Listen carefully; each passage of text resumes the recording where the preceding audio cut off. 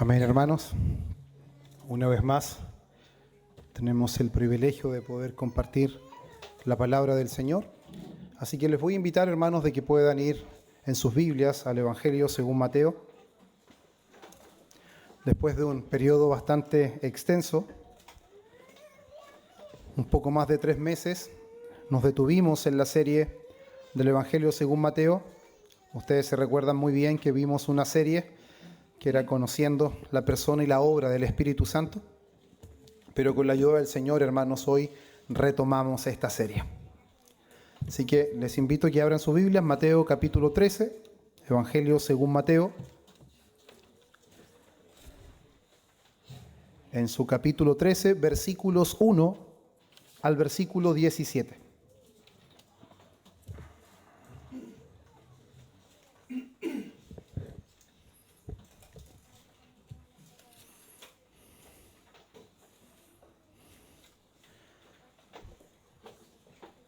Hay un poquito más de silencio, no sé si los más chiquititos me están dando una chance nomás y cuando comience me van a tomar otra vez.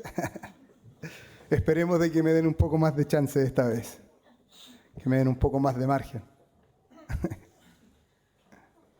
Reitero, hermanos, Evangelio según Mateo, capítulo 13, versículos 1 al 17. Una vez que lo hayan encontrado, nos vamos a poner en pie, hermanos, para dar lectura a la palabra del Señor.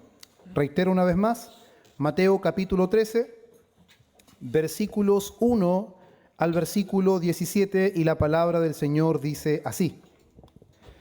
Aquel día salió Jesús de la casa y se sentó junto al mar, y se le juntó mucha gente, y entrando él en la barca se sentó, y toda la gente estaba en la playa.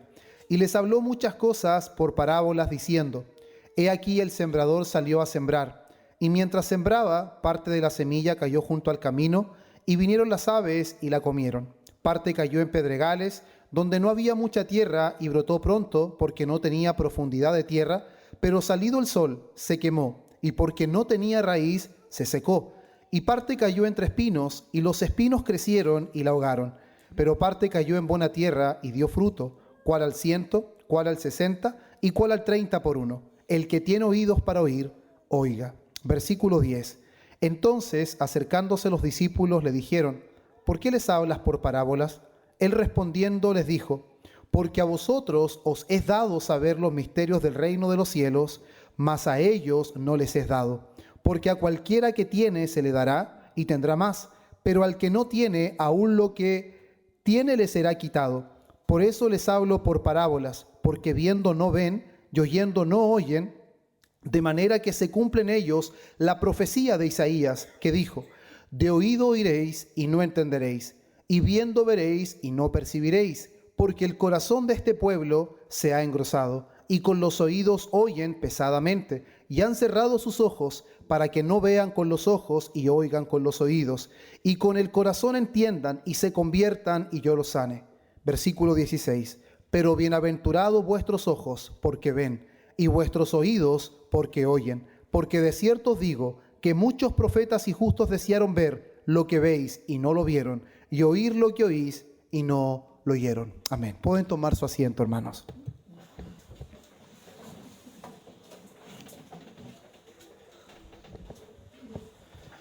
El título, hermanos, de este sermón es Jesús y el propósito de las parábolas. Es aquí donde vamos a estar hoy día, hermanos, centrándonos en lo que Jesús dice y lo que Jesús, hermanos, nos da a conocer principalmente de cuál es el propósito de las parábolas.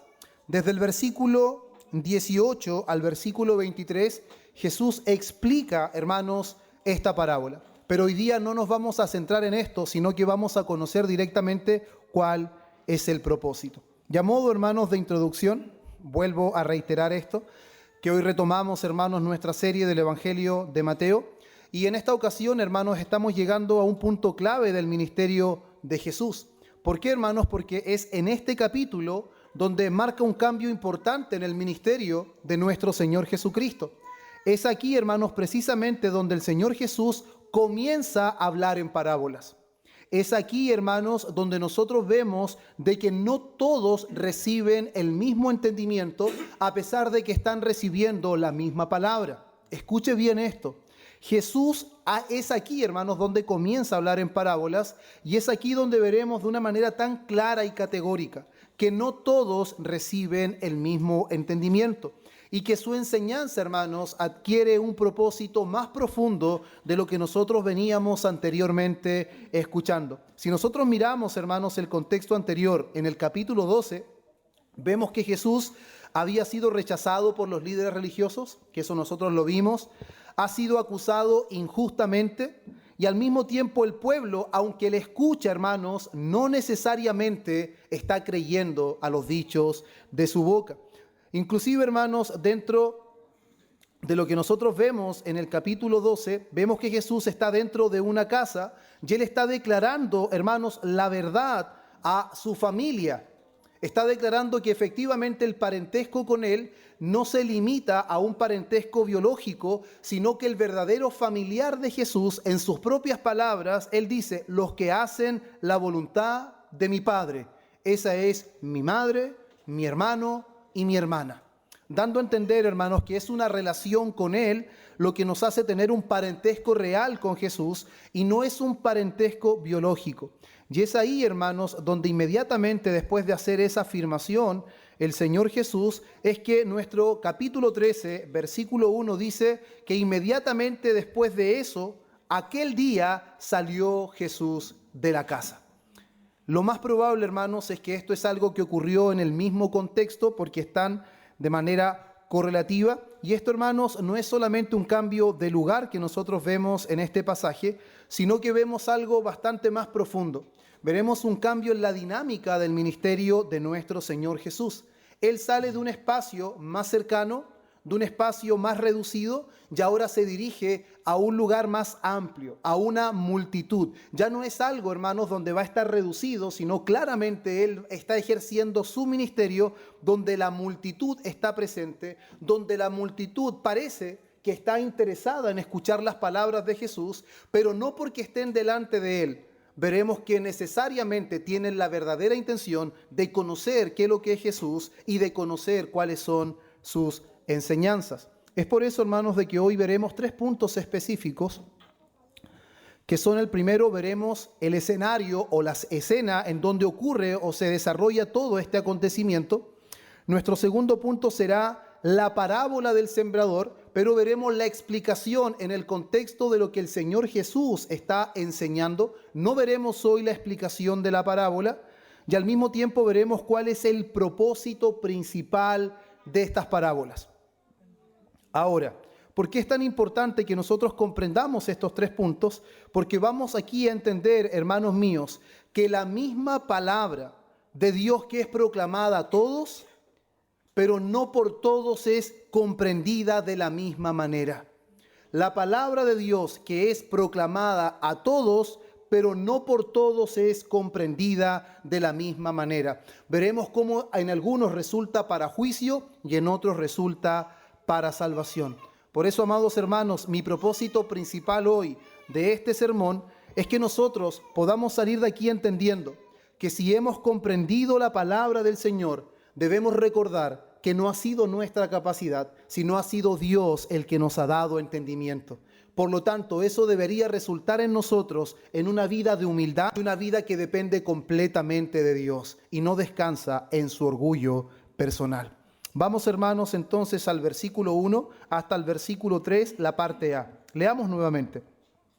Dice, aquel día salió Jesús de la casa y se sentó junto al mar. Y se le juntó mucha gente, y entrando él en la barca, se sentó, y toda la gente estaba en la playa. Y les habló muchas cosas por parábolas, diciendo. Entonces lo primero que vemos aquí, hermanos, es lo que les comentaba a la introducción, que aquel día Jesús salió de la casa y se sentó junto al mar. El contexto inmediato es que Jesús viene enseñando en una casa en Mateo 12, pero él ahora sale de ese lugar, sale de ese contexto y ahora va hacia un lugar diferente. Ya no está en un lugar cerrado, sino que ahora está a la orilla del mar. Él está sentado en ese lugar y ahora, hermanos, él no solamente se queda sentado ahí, sino que la palabra dice que se sube a la barca. Y es bastante interesante saber por qué Jesús no se quedó solamente sentado en la orilla, por qué Jesús se subió en la barca. Y esto era algo bastante práctico, hermanos. Quizás parece algo que no es tan necesario conocer, pero tenía un efecto práctico, que la barca en el tiempo de Jesús funcionaba como una plataforma. Era como una plataforma donde él podía enseñar y estaba en alto y podía ser visible ante la multitud. Si hay una multitud y estamos al mismo nivel, es mucho más complejo que me puedan ver. Y al mismo tiempo, hermanos, al estar en la barca que está sobre el mar, increíblemente, hermanos, pero el mar actuaba como una amplificación natural. Era como estar en un anfiteatro, hermanos. Eso ayudaba y cooperaba para que el sonido de sus palabras se amplificara. Era más visible a la multitud y al mismo tiempo sus palabras podían sonar como un amplificador natural. No olvidemos, hermanos, de que la multitud era numerosa. No olvidemos de que aparentemente esta multitud mostraba interés por la palabra del Señor. Pero aquí quiero detenerme, hermanos. Cuando alguien está mostrando interés, no garantiza que efectivamente está interesado. Y eso es lo que hoy vamos a ver, hermanos, cómo una multitud aparentemente está muy interesada, está ahí pendiente de lo que va a salir de la boca del Señor Jesús, pero en realidad, hermanos, eso no garantiza que sea un interés real. Por eso, cuando nosotros vemos esta escena, vemos principalmente, hermanos, que la atención del pasaje recae aquí, que muchos oyen la enseñanza, muchos están atentos aparentemente a la enseñanza, pero escuche esto, no todos reciben la enseñanza. No todos reciben la enseñanza. En el tiempo de Jesús, la multitud le seguía. En el tiempo de Jesús hacían filas para poder escucharle. Pero lo que el Señor Jesús nos está enseñando aquí, que a pesar que la multitud estaba delante de él, a pesar de que la multitud estaba escuchando la enseñanza, no todos estaban recibiendo la enseñanza. ¿Qué significa eso? Que no todos estaban creyendo la enseñanza. Es por eso que creo que muy bien lo dijo Juan Calvino cuando él dijo estas palabras. Cristo adapta su enseñanza, no para acomodarse a la debilidad, sino como respuesta al endurecimiento del corazón humano. Vamos a ver por qué el Señor Jesús ahora comienza a enseñar con parábolas, que es claramente, hermanos, lo que Él va a decirle a sus discípulos, que tiene un objetivo, tiene un propósito. El Señor Jesús no comenzará a enseñar por parábolas simplemente por un tema antojadizo. No es simplemente que Él quiere ilustrar de manera más sencilla sus enseñanzas, sino que hay un propósito fundamental que los discípulos van a entender y que hoy también nosotros vamos a entender. Entonces, el texto decía que Jesús enseñaba muchas veces por medio de parábolas. Pero ahora, hermanos, ¿qué es una parábola? Quizás muchos de nosotros ya conocíamos de antes lo que es una parábola, pero en un término sencillo, hermanos, una parábola es una historia breve que se toma de la vida cotidiana por medio de la cual se intenta comunicar, hermanos, verdades espirituales. Y Cristo no le da un significado diferente. Cristo hace totalmente lo mismo. A través de historias breves, cotidianas, Él intenta comunicar verdades espirituales que son más profundas. Hermanos, son ilustraciones sencillas, tales como la que estamos viendo ahora, como sembrar, como cosechar. De hecho, más adelante vamos a ver que el Señor también muestra el trigo y la cizaña. Y estas ilustraciones, hermanos, eran tan sencillas que sus oyentes podían captarla de manera muy fácil, porque formaban parte de su vida diaria. Cuando se ejemplifica con algo que estamos habituados a ver o habituados a hacer, no es algo complejo de entender lo que se nos está diciendo. Pero el gran problema que vamos a encontrar aquí, hermanos, es que los oyentes no tenían problema para identificar lo que en la realidad significaban estas parábolas. El problema real era que no tenían el entendimiento para conocer cuál era la verdad espiritual detrás de esta parábola.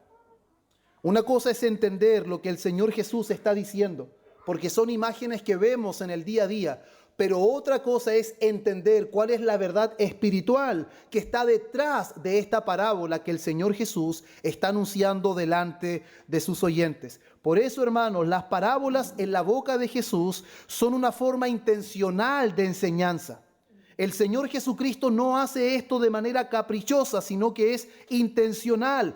Cristo, hermanos, a través de parábolas, a través de breves historias de lo cotidiano de los hombres, presenta las realidades del reino de los cielos.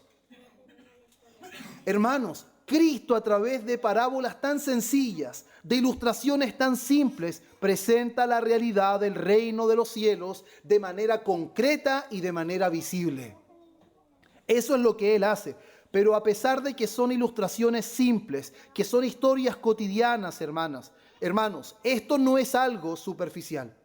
El Señor Jesús no tiene como propósito solamente, hermanos, de que perciban las cosas naturales, sino que Él quiere que esta enseñanza, hermanos, pueda abrir los ojos de aquellos que están escuchando.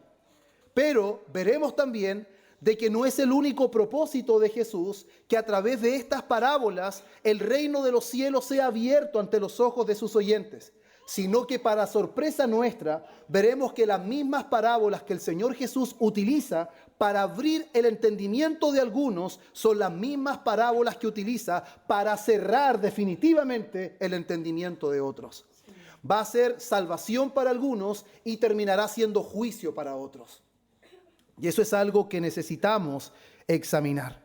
Por eso, hermanos míos, si estas historias eran tan claras en lo externo, ¿por qué no todos entendían lo que Jesús enseñaba?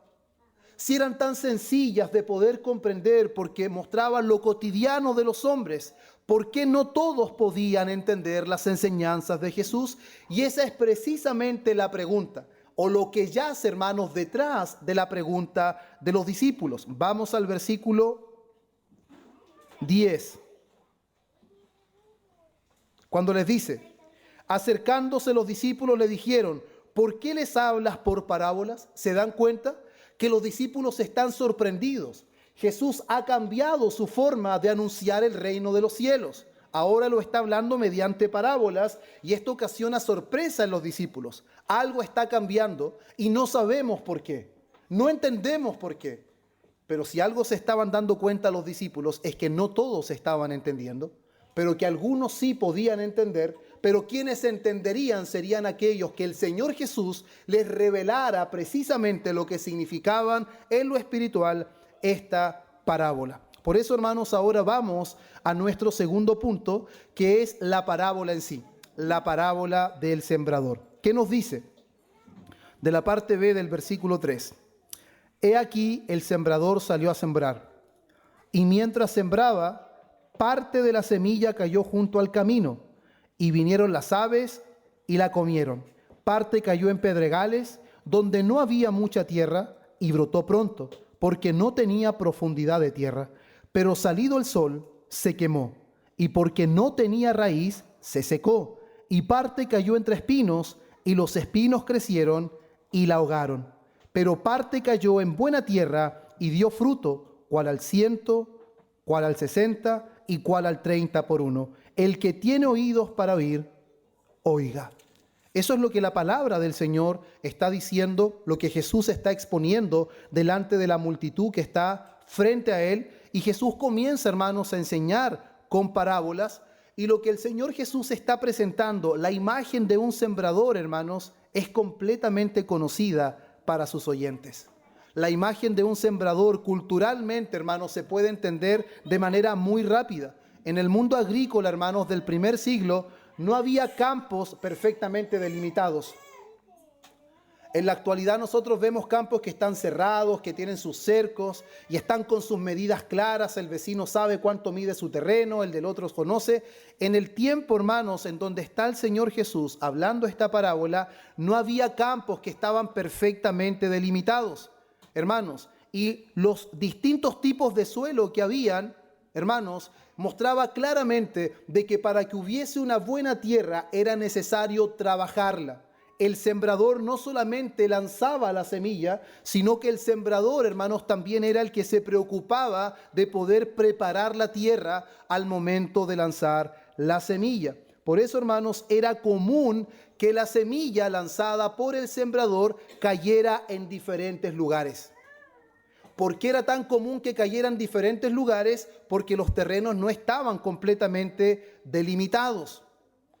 Entonces eso hacía que el sembrador cuando lanzaba, habían semillas que caían en diferentes lugares, que es lo que precisamente el Señor Jesús nos está mostrando. Por eso, hermanos, esta parábola nos muestra esa imagen del sembrador que sale a sembrar. Y cuando lanza la semilla cae en 4 tipos de tierras. Y es importante que analicemos, hermanos, lo que el Señor Jesús está diciendo, porque esto nos va a brindar a nosotros, hermanos, un entendimiento claro y certero de cuál es el propósito del Señor con este tipo de parábolas que aparentemente son sencillas, pero que están cerradas al entendimiento de los hombres en su comprensión espiritual. La primera tierra dice que es junto al camino. Ahora, si nosotros examinamos, hermanos, esta primera tierra, lo que nosotros vamos a ver aquí, hermanos, es que un camino o la tierra que está junto al camino, hermanos, se refiere más que nada a esos senderos angostos que estaban separando un terreno del otro. Eran caminos muy angostos donde la gente normalmente transitaba. Por lo tanto, estos caminos estaban normalmente muy pisoteados por los hombres y no eran tierras aptas para poder sembrar. Es por eso, hermanos, que la cualidad de esta primera tierra que está junto al camino es una tierra que está endurecida por el tránsito. Escuche esto, es muy importante. Tierra endurecida por el tránsito. Segundo, hermanos, la semilla no puede penetrar. ¿Por qué la semilla no puede penetrar en este camino? Porque es un camino endurecido por causa del continuo transitar, tanto de los sembradores de los campos como por las personas que transitan por estos lugares para ir a otros lugares. Al mismo tiempo, hermanos, la semilla, al quedar fuera del campo del sembrador, es una semilla que queda expuesta. Y al quedar expuesta, hermanos, las aves con facilidad se las pueden comer. Y como también nos dice Lucas en el capítulo 8, versículo 5, dice que además de que las aves se la pueden comer con facilidad, también son holladas por los hombres. Estas semillas que caen en el camino son pisoteadas por los hombres, las aves se las pueden comer con mucha facilidad. Por lo tanto, hermanos míos, el resultado de que estas semillas caigan junto al camino es que no hay producción. Es una semilla que cae, efectivamente, pero es una semilla que no va a producir absolutamente nada. Es una tierra que no está labrada, es una tierra que no tiene lo necesario para que una semilla pueda echar sus raíces y pueda dar su fruto en el tiempo indicado. Por lo tanto, hermanos míos, el Señor Jesús está dejando muy claro que este tipo de tierra que está junto al camino, hermanos, es una tierra inservible para que una semilla pueda dar su fruto y ahí pueda crecer la planta que se estima conveniente. Al mismo tiempo menciona que hay otro tipo de tierra, no es la única. Hay un segundo tipo de tierra y es una tierra que está entre pedregales, hermanos. Ahora, cuando nosotros vemos esta ilustración, esta parábola que el Señor Jesús nos está dando, hermanos, es importante saber que el Señor Jesús no está hablando de una tierra que tiene piedras encima, no, porque normalmente los sembradores se preocupaban de limpiar, hermanos, el terreno, de quitar las piedras con el arado, si habían palos o había otro tipo de suciedad. Ellos se preocupaban de sacar todo eso antes de lanzar la semilla. Pero, hermanos, lo que aquí está diciendo la palabra es que este terreno era pedregoso, no en la superficie, sino que era pedregoso en lo profundo. Esto quiere decir que a pesar de que el sembrador pasaba el arado y podía limpiar lo superficial, el arado no podía quitar las piedras que estaban más enraizadas en la tierra. Por lo tanto, hermanos míos, esto significa que debajo de la tierra había piedras. Y al haber piedras debajo de la tierra, eso quiere decir que cuando la semilla caía, la semilla podía brotar rápidamente porque era una tierra superficial. Al no tener profundidad, hermanos, eso significa de que la semilla que se lanzaba podía crecer muy rápidamente y podía quizás generar expectativas porque crecía tan rápido, pero el gran problema de este tipo de tierra es que la semilla fructificaba, pero no tenía raíces. Al momento que el sol salía, el sol la quemaba. Rápido crecía, pero rápido desaparecía. Entonces el Señor Jesús, hermanos, una vez más enfatizo esto. Está utilizando ejemplos muy sencillos. Yo creo que inclusive nosotros hoy no tendríamos problema para entender esto. Entendemos lo que es un sembrador, entendemos los tipos de tierra que el Señor Jesús está evidenciando. Claramente un terreno donde hay piedras debajo no va a dar un buen fruto. Esa semilla va a echar raíces en una superficie muy, hermanos, escasa, donde no va a tener firmeza. Por lo tanto, el crecimiento de la semilla en este tipo de tierra es rápido, pero es superficial. Ahora, esa no es la única tierra que va a decir el Señor, sino que va a decir que hay otro tipo de tierra en donde la semilla cayó. Y la semilla dice que cayó entre espinos.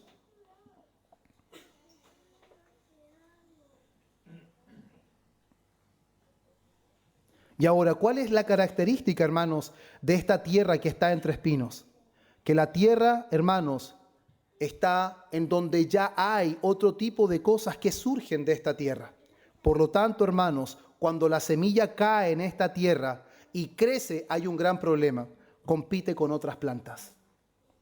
No va a crecer sola, sino que hay otras plantas que van a crecer juntamente con esto. ¿Y esto qué significa, hermanos? De que estas plantas van a intentar ahogar la semilla que lanzó el sembrador. ¿Por qué? Porque van a competir por el espacio, van a competir por la humedad, van a competir inclusive por los nutrientes que van a adquirir cada una de ellas y van a competir por la luz que cada una de ellas recibe. Eso quiere decir, hermanos, que el crecimiento de la semilla en este tipo de tierra será un crecimiento ahogado, sofocado, un crecimiento dividido, en donde no solamente estará beneficiándose de la tierra, la semilla, sino que también habrán otras plantas que intentarán competir por todo lo que esta planta querrá tomar. Por eso, hermanos, las malezas que estaban en esa tierra crecían, y esas malezas iban a intentar sofocar y ahogar, hermanos, la semilla que había sido lanzada por el sembrador. Y ahora, hermanos, pasamos a la cuarta tierra, que es la buena tierra. Y el Señor Jesús dice que esta tierra es una tierra preparada, es una tierra profunda, es una tierra que está en las mejores condiciones, no tiene obstáculos. No hay piedras debajo de ella, no ha sido pisoteada por los hombres, está libre de todo tipo de obstáculo. Esta tierra está suelta, es una tierra suave, tiene la profundidad suficiente para sostener las plantas que el sembrador quiera sembrar. Sus condiciones son favorables, por lo tanto es una tierra que claramente va a ser fructífera. De hecho, hermanos, esto lo he dicho en otras ocasiones, la mejor cosecha en Israel en los tiempos del Señor Jesús era que se sembraba 1 y se cosechaban 7.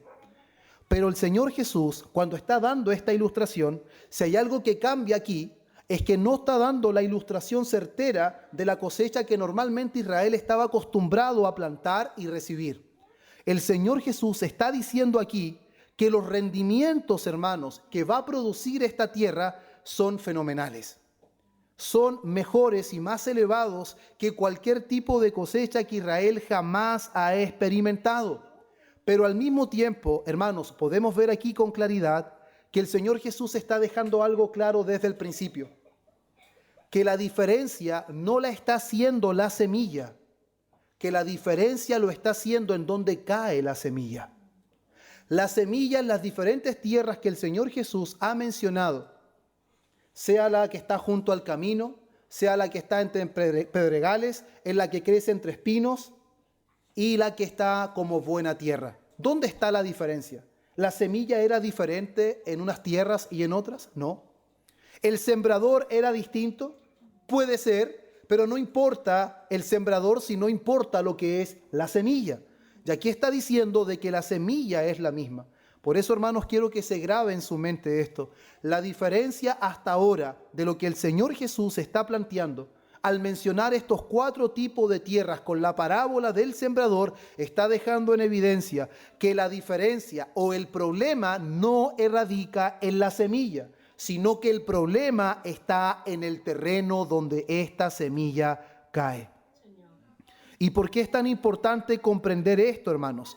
Porque es aquí precisamente donde Jesús va a explicar una vez que los discípulos preguntan en el versículo 10, ¿por qué le hablas por parábolas?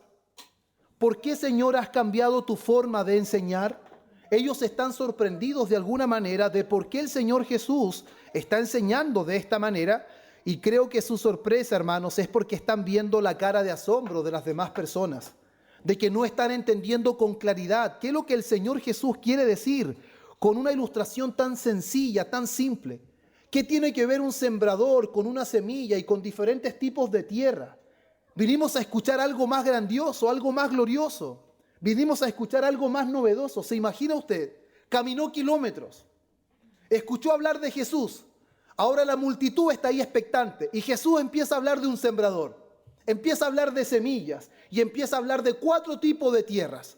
La pregunta de la multitud sería, ¿qué cosa nueva nos está diciendo? ¿Qué cosa nueva nos está enseñando? ¿Este es el maestro del que han hablado? ¿Este es el que hace grandes señales, grandes prodigios? Nos está hablando de un sembrador. Es una historia conocida. Quizás hasta sembradores sabían ahí, conocían mejor inclusive el relato que Jesús. Pero lo que los discípulos preguntan es tan certero, y es una pregunta que también nosotros hoy deberíamos hacer. ¿Por qué el Señor comenzó a enseñar con parábolas? ¿Cuál era este propósito? Y hermanos, el Señor Jesús no va a dejar esto en la incógnita, y es principalmente el objetivo de este sermón, porque todas las exhortaciones y las aplicaciones para nuestro corazón en los tipos de tierra lo veremos en el siguiente sermón. Pero hoy, hermanos, entenderemos por qué el Señor Jesús habló con parábolas y veremos que su propósito es revelarse a alguno y ocultarse de otros. Aunque no lo entendamos completamente, veremos la soberanía de Dios en la revelación del reino de los cielos. Versículo 11 al versículo 15, la palabra del Señor dice así. Él respondiendo les dijo, porque a vosotros os es dado saber los misterios del reino de los cielos. Escuche, mas a ellos no les es dado, porque a cualquiera que tiene se le dará y tendrá más, pero al que no tiene, aún lo que tiene le será quitado. Por eso les hablo por parábolas, porque viendo no ven, y oyendo no oyen, ni entienden, de manera que se cumple en ellos la profecía de Isaías que dijo, de oído oiréis y no entenderéis, y viendo veréis y no percibiréis, porque el corazón de este pueblo se ha engrosado. Por eso, hermanos, lo primero que quiero que veamos es que Jesús responde así, porque a vosotros os es dado. ¿Cuál es la verdad central, hermanos, de la respuesta de Jesús a la interrogante de sus discípulos? Es que el entendimiento espiritual de lo que el Señor Jesús está ilustrando a través de parábolas no es automático. Cuando el Señor Jesús planteó esta parábola, hermanos, los hombres deberían comprender que el entendimiento espiritual de estas parábolas no era automático, ni tampoco nacía de su capacidad natural. Escuche esto, a vosotros os es dado. El entendimiento espiritual de las verdades del reino de los cielos, hermanos, es un regalo de Dios. ¿Escuchó eso? Las verdades espirituales del reino de los cielos no surge de nuestra capacidad natural, no surge de nuestra intelectualidad o de una comprensión académica, hermanos. Usted no va a ir a un seminario y automáticamente entenderá las verdades espirituales que contienen el reino de los cielos. Usted, para que comprenda las verdades del reino de los cielos, necesita recibirlas por gracia. Es Dios, en la persona de Cristo, quien se revela a su pueblo para que comprendan las verdades espirituales contenidas en el reino de los cielos. A vosotros os es dado, ¿qué dice? Saber los misterios del reino de los cielos. ¿A vosotros a quién? ¿Quiénes están preguntando? La multitud no, son los discípulos quienes están preguntando. El Señor Jesús responde exclusivamente a sus discípulos y les dice que el entendimiento de estas verdades espirituales es un regalo de la gracia de Dios. Pero hermanos, la respuesta no queda solamente ahí, sino que Jesús dice, a vosotros os es dado saber los misterios, mas a ellos no les es dado. ¿Escuchó eso, hermano? Es algo duro, es algo difícil quizás de entender, pero él dice claramente, pero a ellos no les es dado. Y aún más dice, al que tiene, se le dará más. Al que no tiene, aún lo que tiene, se le quitará. ¿Eso qué significa, hermanos? Quien recibía con fe la palabra que estaba siendo enseñada, eso significa que aquel que tenía una relación con el Señor Jesús recibía más luz, recibía una mayor profundidad en el entendimiento de lo que el Señor Jesús estaba enseñando. Pero quien rechazaba, quien claramente evidenciaba que no tenía una relación con Jesús, pierde aún lo que cree tener. Eso quiere decir, hermanos, que la multitud que estaba ahí creían ser seguidores de Jesús. Creían que por estar ahí amontonados, estando atentos a escuchar sus palabras, creían que eso les hacía tener una relación con Jesús. Ahora, si nosotros, hermanos, trasladamos eso a nuestro tiempo, ¿el congregarnos garantiza que tenemos una relación con Jesús? ¿El que usted preste atención a la palabra de Dios garantiza que en realidad tiene la intención de vivir a la luz de esa verdad? ¿Ha comprendido el verdadero significado de la palabra del Señor? La multitud estaba escuchando, la multitud se presentaba como interesada, pero muchos de ellos no estaban entendiendo verdaderamente lo que el Señor Jesús estaba haciendo y lo que estaba enseñando. Por eso, hermanos míos, las parábolas en la boca de nuestro Señor Jesús funcionaron como instrumentos de revelación para algunos y como instrumento de juicio para otros. Por eso debemos entender, hermanos, que cuando la palabra del Señor está siendo anunciada, hermanos, la palabra del Señor no es neutral. La palabra del Señor, hermanos, enseñada, produce revelación en algunos o endurecimiento a otros. Eso es lo que nosotros vemos en las Escrituras. Vemos claramente, hermanos, cómo Deuteronomio capítulo 29, versículo 4, es un texto que hemos citado muchas veces. Pero hasta hoy Jehová no os ha dado corazón para entender, ni ojos para ver, ni oídos para oír. Esto significa, hermanos, que poder comprender los misterios del reino, poder conocer a Dios salvíficamente, no solamente significa oír la palabra a través de nuestros oídos. Significa, hermanos, que se requiere algo más que oír físicamente y que entender intelectualmente. Se requiere una obra interna del Señor en el corazón. Primera de Corintios 2:14. Pero el hombre natural no percibe las cosas que son del Espíritu de Dios, porque para él son locura, y no las puede entender, porque se han de discernir espiritualmente. Esto muestra, hermanos, la incapacidad natural de los hombres de poder comprender las realidades espirituales a menos que el Señor se las revele. Por eso Jesús cita a Isaías, donde dice, de oído oiréis y no entenderéis. ¿Qué es lo que el Señor Jesús está reafirmando aquí, hermanos? Es la falta de capacidad, pero no una falta de capacidad física, hermanos. Ellos podían escuchar el mensaje, ellos podían ver a Jesús, estaba delante de sus ojos, pero el problema no era una capacidad física externa, sino que era la dureza de su corazón. El Señor Jesús, una vez más, hermanos. Ahora yo me preguntaba mientras elaboraba este sermón, ¿por qué el Señor enfatizaba tanto, hermanos, que el problema de los hombres no era externo? Porque el ser humano puede llegar a ser un ser muy religioso. Puede llegar a conducirse de manera sistemática a través de las convicciones que tenga en su mente. El hombre puede llegar a ser ultra religioso, hermanos.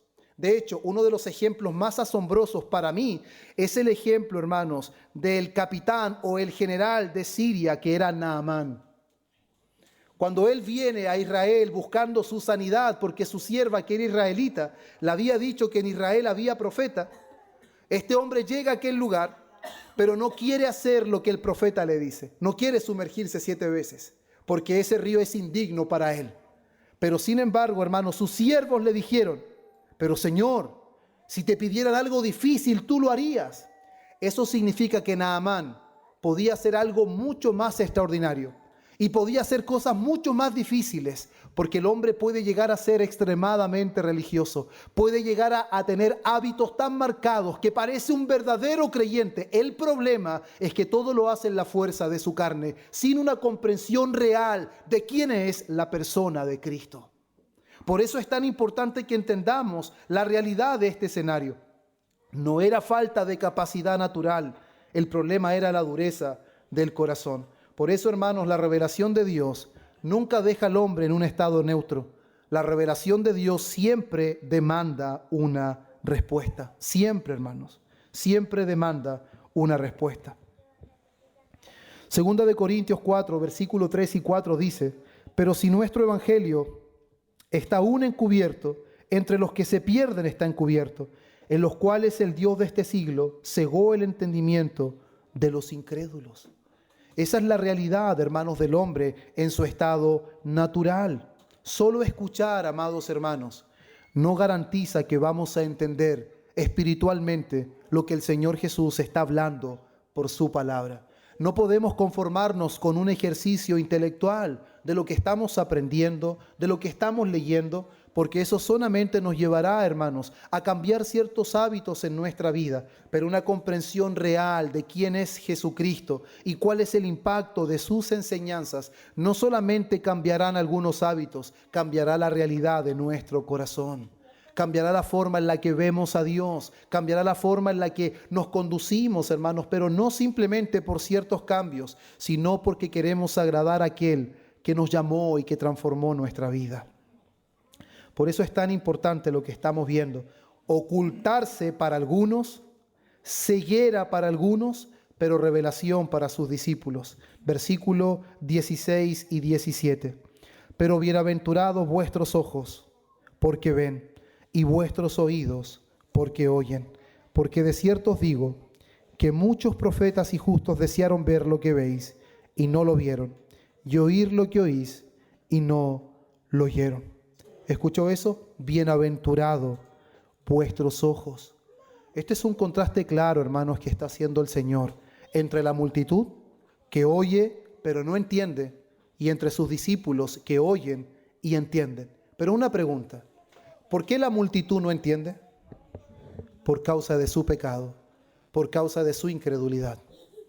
Ahora otra pregunta, ¿por qué los discípulos al oír entienden? ¿Porque son más capaces? ¿Porque son más inteligentes? Hermanos, entender el Evangelio es gracia. Entender el Evangelio es gracia. Ellos no entienden lo que el Señor Jesús está hablando en parábolas porque ellos son mejores que los demás. No entienden porque son más inteligentes. No entienden porque son más capaces. O porque pueden hacer un mejor uso de la gracia de Dios, que es algo que escucho tan regularmente. El Señor nos ha dado gracia a todos, pero cada uno tiene que saber qué hace con la gracia. Eso ya no es gracia. Porque si usted dice que es salvo y entendió las verdades del reino, porque la misma gracia que recibió su vecino usted la usó mejor, entonces ya no fue la gracia, sino que fue su buen uso de la gracia. Y eso claramente contradice lo que el Señor está diciendo. A vosotros os es dado. La comprensión del Evangelio es gracia del cielo. Y el no comprender es porque nuestra incredulidad, nuestra obstinación de corazón nos enceguecen por completo y no nos permiten ver estas realidades. Y esa es la condición de todos los hombres, hermanos. Es la condición de todos los hombres. Si los discípulos podían ver esta verdad, es porque sus ojos habían sido abiertos. Ahora una pregunta, hermanos. Un ciego, por más que usted le relate qué hermoso es el sol, el cielo, los árboles, él no puede verlo y él no puede deleitarse. Necesita que alguien le abra los ojos para que pueda contemplar esa realidad. Y eso fue precisamente lo que Dios hizo con los discípulos. Hermanos, eran meros pescadores, eran hombres comunes y corrientes. La palabra ni siquiera dice eso, dice que eran hombres del vulgo. Un descalificativo completo para su tiempo, hermanos. ¿Y cómo llegaron a entender las verdades espirituales del reino de los cielos? ¿Cómo es que hombres tan poco entendidos pudieron comprender lo que los religiosos de aquel tiempo, aquellos que conocían perfectamente la Torá, la Misná, todo lo involucrado, hermanos, al Antiguo Testamento, a lo que era el Pentateuco, lo que eran los profetas, la tradición escrita, la tradición oral, la conocían completa, hermanos. Ahora con esto no le digo que no debe estudiar su Biblia. Pero ¿por qué entendemos la Biblia cuando la leemos? ¿Solo porque la leemos? ¿Solo porque podemos comprender y porque nuestro nivel educacional llegó a buenos rangos y tenemos una mejor comprensión? No, hermanos. Es porque nos ha sido dado por Dios comprender los misterios del reino. Es Dios el que nos ha revelado los misterios del reino. Y eso es lo que nos dice la palabra del Señor. Mire lo que dice Efesios 1, 17 al 18. Para que el Dios de nuestro Señor Jesucristo os dé espíritu de sabiduría y de revelación, alumbrando los ojos de vuestro entendimiento. ¿Quién es el que nos ha dado entendimiento para conocer las verdades espirituales del reino de los cielos? Ha sido Dios, hermanos.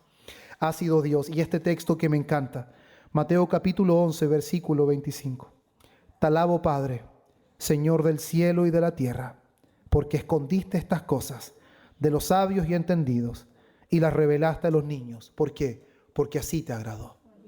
A Dios le agradó revelarse a algunos y esconderse a otros. Eso es lo que vemos claramente en la Escritura, sin forzarla absolutamente en nada. Por eso, hermanos, los discípulos, usted y yo, que profesamos ser cristianos, no hemos conocido las verdades del reino y las hemos abrazado porque somos mejores por naturaleza, sino que debemos reconocer que hemos sido favorecidos por la gracia inmerecida de Dios. ¿Cuánto meditamos en eso, hermanos?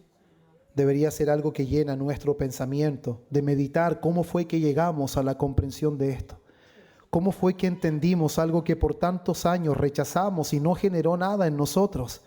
Es que Dios abrió nuestro entendimiento. Dios abrió los ojos del alma y al igual como fueron reveladas a los discípulos, gente sin tan gran conocimiento, así también sucedió en nosotros. Y como después dice, profetas desearon ver esto, pero no lo vieron. Los profetas, hermanos, ¿a qué se refiere Jesús con eso? Los profetas no vieron el cumplimiento de lo que los discípulos sí estaban viendo en ese momento. Los profetas del Antiguo Testamento anunciaron al Mesías, hablaron del reino, esperaron su llegada, pero ellos no vieron venir su cumplimiento. Ellos no lo vieron, hermanos. Primera de Pedro 1, 10 y 11 dice, los profetas inquirieron y diligentemente indagaron acerca de esta salvación. Ellos escudriñaron qué persona y qué tiempo indicaba el Espíritu de Cristo. Ellos sabían, hermanos, ellos esperaban y ellos anhelaban al Mesías, pero no vieron lo que los discípulos vieron. Ellos no vieron lo que los discípulos vieron. Los discípulos están viendo el cumplimiento. Ellos no solo ven a Jesús, hermanos, ellos entienden quién realmente es Él. Ahora, ¿quién es Jesús, hermanos? ¿Quién es Jesús? Jesús es el Mesías según lo que nosotros hemos estudiado. Jesús es el cumplimiento de las promesas hechas por Dios en el antiguo pacto. Y Jesús, hermanos, es la señal inequívoca de que el reino de los cielos está presente. Por eso, amados hermanos, el privilegio que los discípulos tienen en ese momento no es un privilegio visual. Normalmente nosotros hemos dicho, nos hubiese gustado estar en ese tiempo. Nos hubiese gustado ver a Jesús físicamente y oír sus enseñanzas. Hermanos, oír sus enseñanzas y verlos de manera personal no era garantía absolutamente de nada. Cuando Jesús está hablando aquí, no está hablando de privilegio visual. Él les está diciendo, hermanos, ustedes no están viendo porque tienen mejores ojos. Ustedes no están oyendo porque tienen mejores oídos. Lo que Él está diciendo es que Dios les ha concedido, entender lo que otros no han entendido. Eso es lo que Jesús les está diciendo. Por eso dice, porque a vosotros os es dado saber los misterios del reino de los cielos, mas a ellos no les es dado. Por eso, hermanos, a pesar de que este pasaje aún no explica el significado de las diferentes tierras, pero sí nos confronta de una manera profunda, hermanos. Y esta ya es la parte final, hermanos, del sermón, que son algunas aplicaciones en cuanto a lo que hemos podido ver, hermanos. A lo largo del sermón pudimos ver de que no todos los que oyen entienden. muchos de los que estaban en la multitud escuchando a Jesús no entendían, hermanos, lo que en realidad Él estaba enseñando. No entendían y por lo tanto no creían. Por eso, hermano amado, si tú entiendes los misterios del reino, no es porque tú pudiste entenderlos. No es porque tu capacidad te llevó a comprender lo que personas sin estudio no lo entendieron. Si hay algo que anhelo que en esta hora lo entendamos en realidad, es que si has entendido los misterios del reino, es porque Dios te los concedió. Dios le ha concedido a su pueblo entender los misterios del reino. Cosas que hombres con gran intelecto no han entendido. Cosas que hombres que están en la NASA han refutado y han intentado negar. Personas como usted y como yo hemos podido comprender. No porque nuestro entendimiento, no porque nuestro nivel educacional está al nivel de los hombres que están en la NASA, sino porque el Dios que está por encima de todos los cielos se ha revelado a nosotros. Entendimientos limitados. Nuestro coeficiente intelectual no participa en ningún lugar, pero Dios se ha revelado a nuestras vidas. Él nos ha dado a entender, no matemática avanzada, no la biología que usted anhelaría conocer, le dio a entender los misterios del reino de los cielos. Le dio a comprender lo que ningún hombre en estado natural puede entender sin la revelación divina. Por eso, hermanos, entender la palabra es gracia. Entender la palabra es gracia. A vosotros os es dado. Nadie entiende por sí mismo, sino que es un regalo de Dios. Cada vez que escuchamos la palabra, amados hermanos, algo ocurre en nosotros. O somos endurecidos a causa de nuestro pecado, o la gracia de Dios abre nuestros ojos y vemos a Cristo como en realidad es, y lo abrazamos en arrepentimiento y fe.